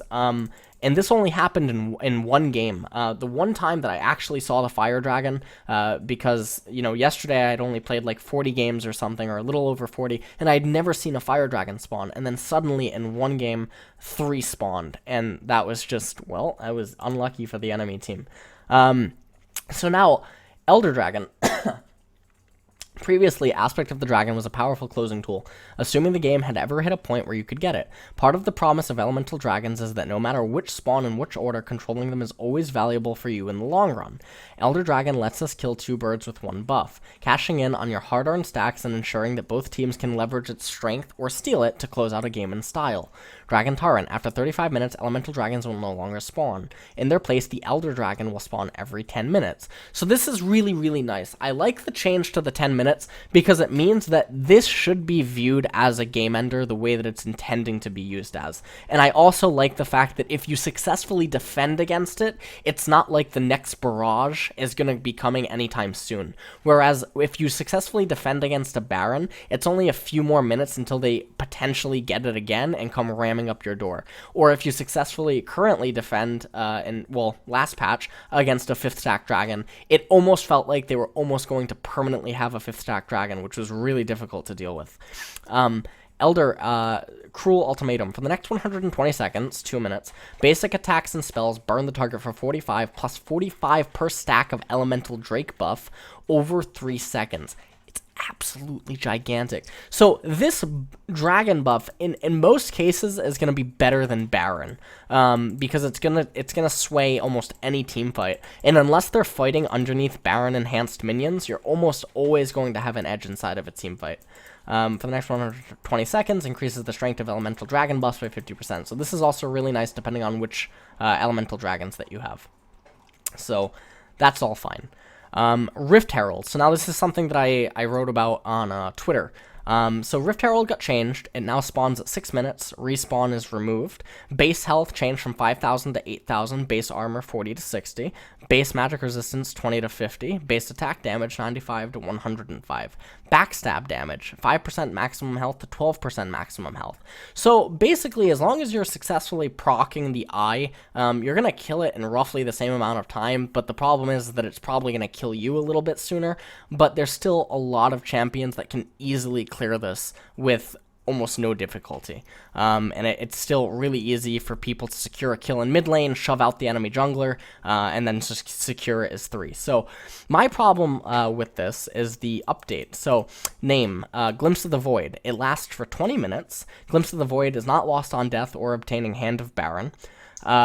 While no allied champions are near you, you gain 5% damage reduction against champions and continuously build charges of corruption.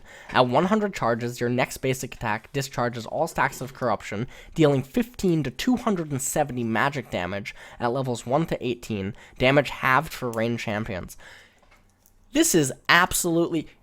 in laning phase early on, you basically get a free like Sheen Lichbane, or you get like a Lichbane with no AP for free.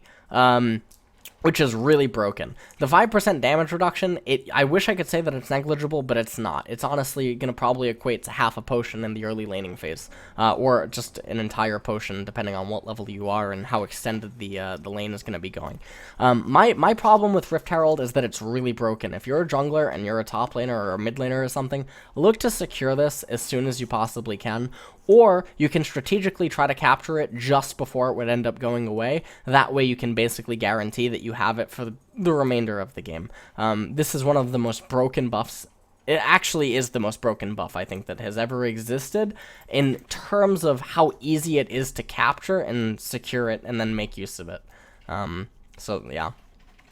Baron Nashor, it now lasts longer, so that's nice. Red and blue buffs. So this is kind of weird. Buff durations, diminishing returns. Red and blue buffs last 120 seconds the first time a blue camp is cleared, and 90 seconds on on subsequent clears. So basically that just means the first time you get it lasts 2 minutes, second time you get it lasts a minute and a half. Red buff. Now the damage has changed. 2 + 2 times level at 1.5 and 3 seconds. Now, new burn on hit now applies a free tick of damage on application or reapplication in addition to applying or extending the damage over time effect. The slow ratio was increased, which is really nice for red buff. Health regeneration, 1% maximum HP per 5 seconds at all times to 139%. So that's going to be a lot better for AD carries in the late game, and it's also going to be a lot better for junglers on their second root ganks that incorporate the red buff later on. So that's nice. Blue buff, 2 to 36 ability power at levels 1 to 18 equals 15% bonus ability power. So this is really, really, really powerful late game, and now it's going to become very important to make sure that you secure that blue buff before, major team fights around like Baron or Elder Dragon or something. I don't think that it's going to be as simple to ignore.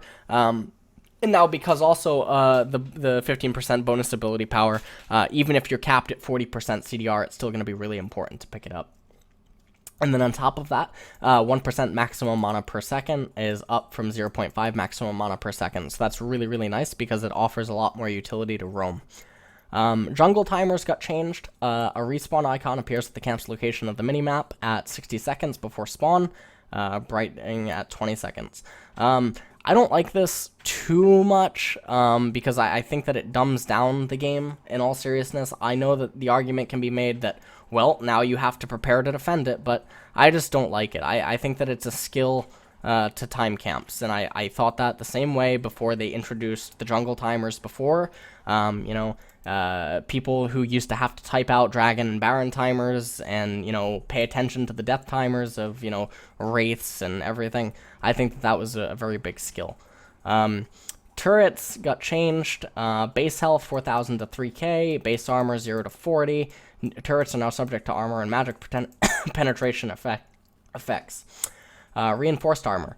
No longer grants 200 armor and magic resistance. Damage reduction. Physical and magic damage is now reduced by 66.66%. So that's really nice. Because with the changes that happened up here, I think this ends up buffing turrets, so it makes them a little bit harder to split push against. Outer and inner turrets. Did I read this? No. Max damage. 225% over 4 shots, 220% over 3 shots. This is really big. So all the changes here basically work against split pushers, which is really nice. Except for ability power damage versus turrets. Basic attack scaling off of ability power now deals magic damage to turrets. Base damage still physical. So this is really good for AP split pushers, which come to mind as like Teemo and Kassadin and whatever. The rewards are also up though. Local gold for the killer. The rewards, however, are down for global, so that's not so bad. Because I think this is a lot better for snowballing. So if you successfully do kill the turret, it's gonna reward you more.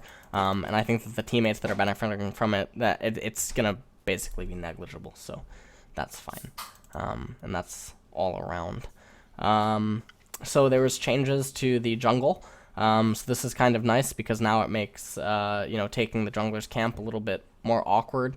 All jungle items now grant 30 bonus experience on monster kill for each level higher the monster is than you. So this makes comeback XP, you know, a little bit more frustrating to deal with. Jungle monsters experience rewards no longer increase when you're lower level than the slain monster. So it's, you know, whatever. Stalker's Blade, Skirmishers, and Tracker's Knife grant 50 bonus experience on large monster kill. This basically means that you can no longer circumvent upgrading the jungle item, because I think this is going to play a huge part on keeping up in levels, so that's pretty important. Death timers, 25 to 35 minutes. Death timer slightly reduced around 20 to 35 minute window. I actually don't like that. I think if you get clean aced, you deserve to lose. I know that that might be an unpopular opinion, but it is an opinion nonetheless. So, you know, it's whatever. You shouldn't be rewarded for making mistakes. Home Guard, haste duration 8 to 7 seconds, haste amount 75% to 75% of 20 minutes, scaling up to 140% of 40 minutes. I really like this, though, because I do like the ability to defend the base when you're genuinely defending it. And I like that this kicks in at around 40 minutes, which is different from the 20 to 35 minute window, because then this is actually a realistic defense. So now we're going to go into some of the actual champion changes that have been happening. Okay, so Azir, Emperor's Divide is less likely to pin enemies to terrain instead of pushing them over narrow walls, dropping them behind the flanks if the wall is too thick. I don't like this. I think that you should be rewarded for positioning your spells properly to pin enemies against terrain, much like Trundle Pillar or Anivia Wall. So I don't like this. I don't like when a skill can knock people against stuff when there was previously the ability to just lock them instead, because that is something that is very skillful. Alawi. Tentacles no longer appear in Fog of War, that's a nice buff. Test of Spirit. Removed, vessels can no longer clear their debuff by killing tentacles. Remove Tentacles Etiquette. Tentacles are no longer prevented from spawning if the vessel is recalling. Vessel debuff duration, 60 seconds to 12 seconds. Vessel tentacle cooldown. Tentacles spawn near vessels once every 5 for 3 seconds at levels 1, 7, 13. Tentacle spawn by vessel spawn 7. I still don't think that these are the type of changes that Alawi needs. I still think that her problem is going to be that oftentimes when you play her, she can seem okay, but that's generally just unless the opponents don't know what she does and how she does it. And I think that if they know exactly how she team fights and how she approaches team fights and stuff, she becomes really easy to manage and get shut down. So she just sort of falls into that category of slightly not being good enough. It doesn't mean that she's a bad champion. It's just that there's other champions that are better. Which is something that I heard listening to a Super Smash Brothers commentary once about, you know, is X and X character bad, or, you know, are they low tier and why are they low tier? It doesn't mean that they're bad, it just means that they're not as good as some other, you know, characters available, which is what Alawi sort of falls into here. Kindred. Dance of Arrows, 2 seconds at all ranks, 2-4 to 3.5, 3, 2.5, 2 seconds, so she gets nerfed early on in terms of Kindred's chase ability in the river and inside of the jungle, for counter jungling and also for early ganks. Wolf's Frenzy, duration 8.5 seconds, Wolf deals 50% bonus damage to monsters, so this is basically going to enhance Kindred's jungling, and it's going to enhance Kindred's clear speed, but her gank potential and her gank assistance is going to be down early on, but I don't think that's going to hit her too bad, because that's not really what makes Kindred Kindred. Kindred's utility from so many angles and just her kit in general is what makes Kindred Kindred, and these type of nerfs, well, the nerf to Dance of Arrows isn't enough to knock her out. Mordekaiser, Soul Manipulation. Elder Dragon's Ghost is larger and has 50% more health than normal Dragon Ghosts. So this is a nice Mordekaiser buff. Nidalee, Execute bonus damage. 0.5% per 1% of the target's missing health, changed to 1, scaling up to 1.75 per 1% of the target's missing health, based on R rank aspect of the Cougar. So that's really nice. That's actually really, really nice for Nidalee, because she does need some, well, it's not that she necessarily needs it, but she can benefit from any sort of buffs that can be given to her after the changes that happened to her. I think 2 patches or 3 patches ago. Okay. Rengar. E no longer flies in random directions. Let's see. Thundercat. Rengar jumps now proc energized effects, static shiv, etc. That's really nice. Savagery. Fixed above where Savagery consumes Spellblade or Dead Man's Plate effects without dealing damage. That's nice. E. Bullish Strike. Bullish Strike fires towards the spotted Rengar target in the direction cast. Cast time 0.25 seconds, but sometimes... Okay, it just got changed to 0.25. Tangled Up. Fixed a bug where reaching max velocity at the same time as casting Bullish Strike. Thrill of the Hunt could have put in power. Okay. Thrill of the Hunt. Fixed a bug where Rengar sometimes only get... Okay, so these are just basically bug fixes. I'm very surprised that they didn't fix the interaction with the red sweeper lens in Rengar. And if you're not familiar with that, you press the red sweeper trinket, and then you go invisible with your ultimate, and pink wards can't detect you. So that's kind of weird. Soraka nerfs. Rejuvenation no longer refreshes Windspeaker's blessing. That's kind of a nerf, but I don't think that it's enough. Rejuvenation movement speed 5% to 10%. That's a pretty big buff. Slow amount 30% at all ranks, down from 30 to 50% scaling. These aren't the type of nerfs that are going to hit Soraka, so I wouldn't worry too much about this. So still get your free LO today. Taric. His base mana is up, but then his mana growth stat is down. So late game he has less mana, but he's not really going to worry too much about that. Bastion. Maximum cast range gets gutted. Maximum leash range, however, gets up. So the strategic positioning of it is a lot more lenient, but the cast range and abusiveness of it is down. E. Dazzle. Length 650 to 175.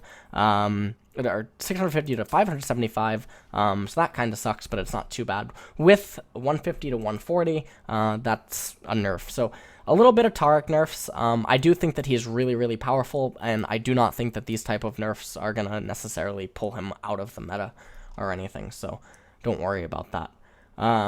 Entering stealth won't interrupt auto... Oh, this is really nice, because this is a bug that I mentioned in the Teemo Bible. Q, Blinding Dart, 70 to 110 scaling, to 70 to 90 scaling. This is kind of okay, but it only really matters if the matchup is a matchup that Teemo maxes Q second in, or if it's a matchup that Teemo can actually go EQ, E in, and completely circumvent W, which is pretty rare, but this isn't a type of buff that's really going to affect him too much, because mana isn't really his issue.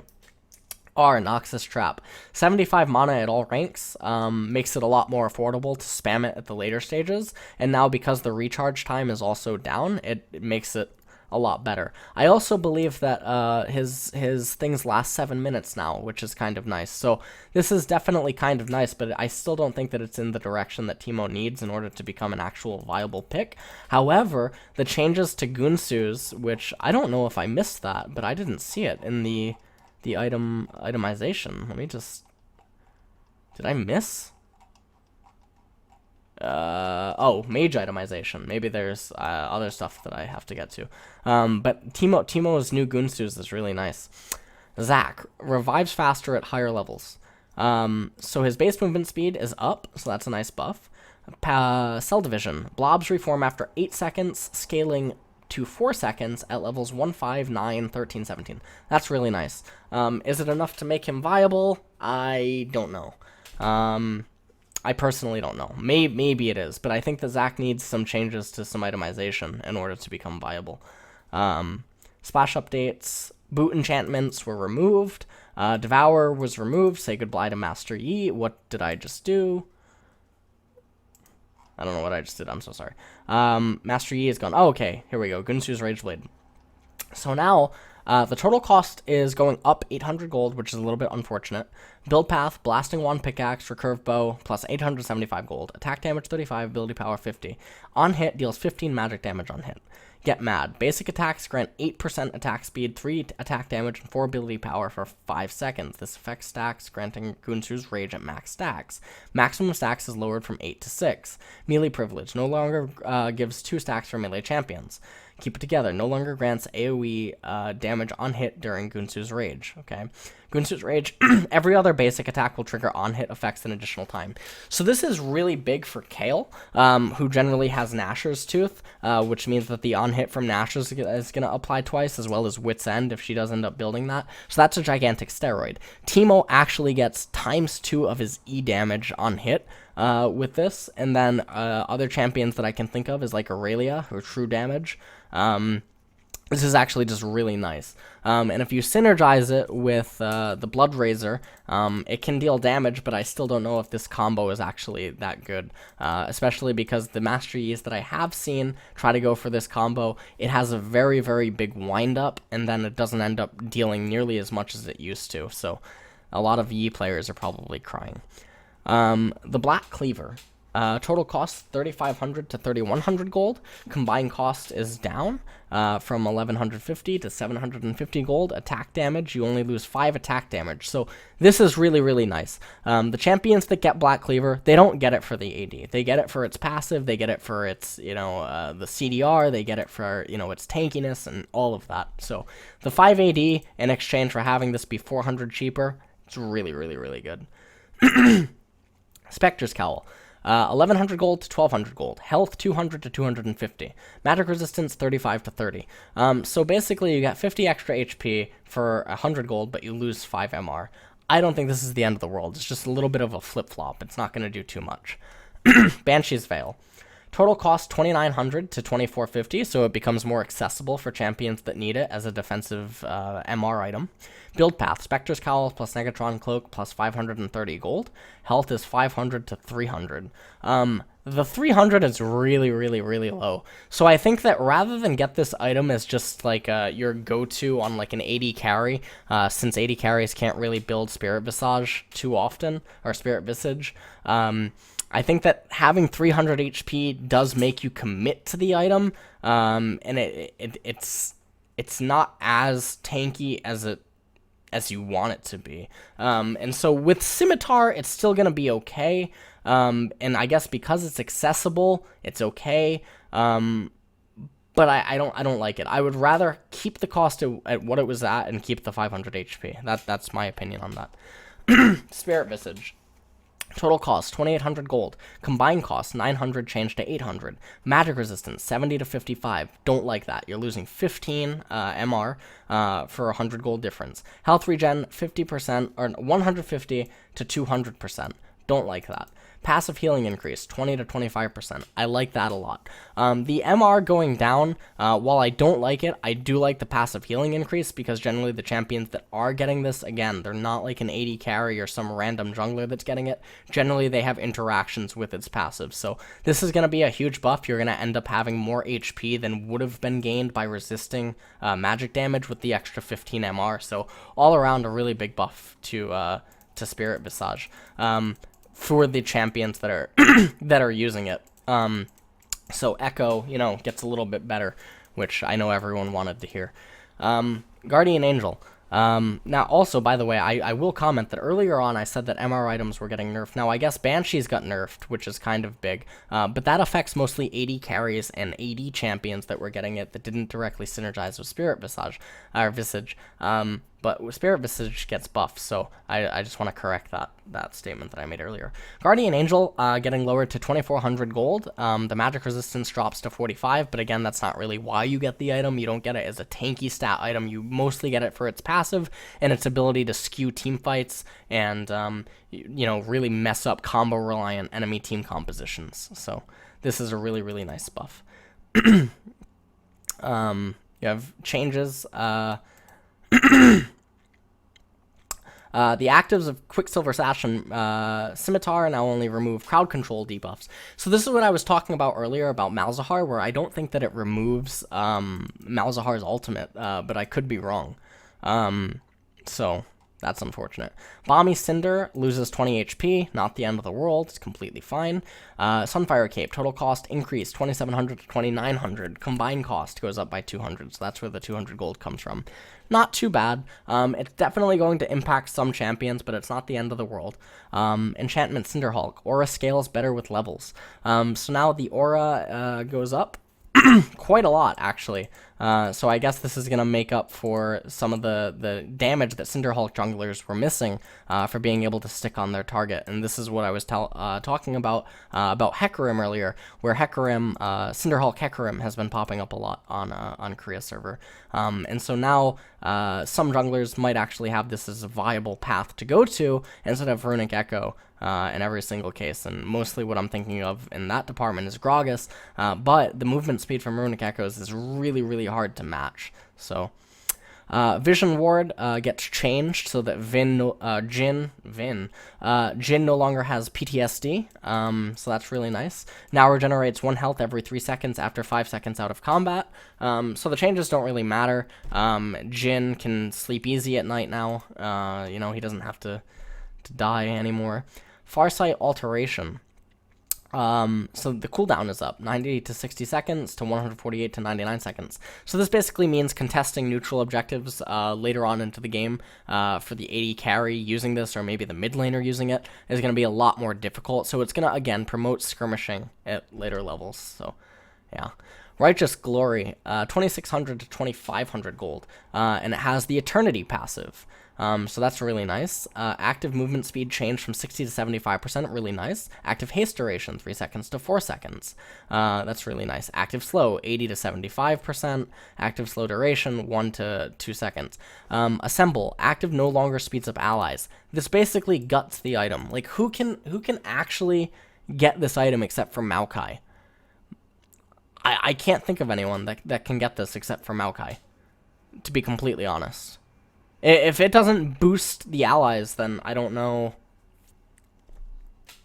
why. Like, that just seems really bad. So this item basically got gutted. Warmog's Armor. Total cost 2,850. Build path Giant's Belt, Kindle Gem, Crystalline Blazer, plus 400 gold. Health is changed from 850 to 800, so you lose 50 health, but you get 10% CDR. So this is really, really good for, like, Mundo or something against double AP comps, or it's, like, good for Maokai if you want CDR or something. I don't know if this is exactly what Warmogs needs. I think Warmogs actually needs more HP and the CDR if you want to actually start seeing it built on some champions as a viable build path. But then the problem with that is on some champions that would be way too out of control. So it's a very difficult item to balance with the passive that it currently has. Relic Shield. Charge cooldown 60 to 40 seconds. Huge buff for melee supports. Healing per charge, 40 to 20 health.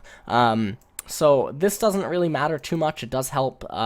It does hurt the sustain, but the gold that's going to be allocated to the support is going to increase. So I really like this. I don't think that this is actually necessarily a nerf. This is only going to nerf really aggressive bot lanes that, offer a support player that's going Relic Shield. So I do like this since we talked earlier about some of the AP mages that are coming into existence. Now, the problem, though, is if, you're a Relic Shield champion against, say, like a Zyra, I mean, every 3 charges, I guess, the HP is going to even out, but for the most part, there's going to be windows where you're technically more vulnerable than you were previously. Healing per charge, 50 to 40 on Targon's Brace, so unlucky there. Spell Thief's Edge, mana regeneration, 100 to 75%, that's a nerf. Frost Queen's Claim gets the same nerf.